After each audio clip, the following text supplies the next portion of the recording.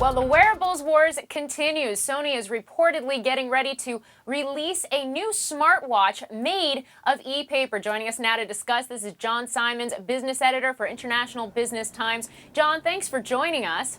Thanks for having me.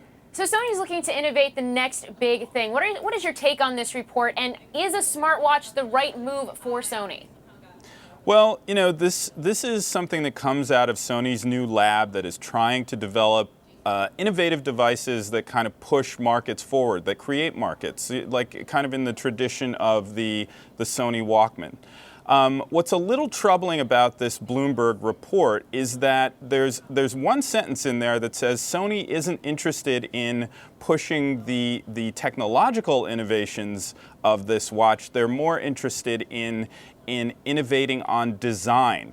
And while this is a sort of watch that's made of e-paper, I think the company needs to remember that they're trying to appeal to a generation of people who have just pretty much done away with watches. They have no use for them. They're within reach of I'm talking about millennials, they're within reach of their smartphones at all times. And you really need to create a compelling use case if you're going to try to convince people to spend a couple of $100s on a watch. Okay, just to play devil's advocate here for a moment, Nomura came out, they held a study with consumers, and they said that fashion and style actually was one of the top three obstacles for smartwatch adoption by consumers. Yeah. So given that fact, I know you said technology needs to be a focus here, but how do you think consumers would respond to something that was stylish? Yeah, I think these wearable devices in general need to be stylish. They need to be something that people want to wear on their faces or their arms or on their bodies.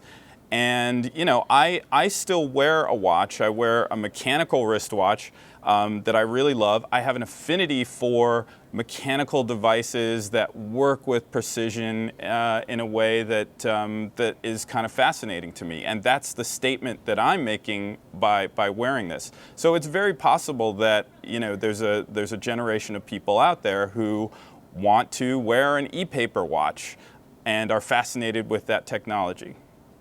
And now the wearables industry it's still a new space, just a blossoming space, but we've got Apple releasing its smartwatch next year, Intel talking about its new bracelet. How do you think this will stack up? How do you think the competitive landscape is looking?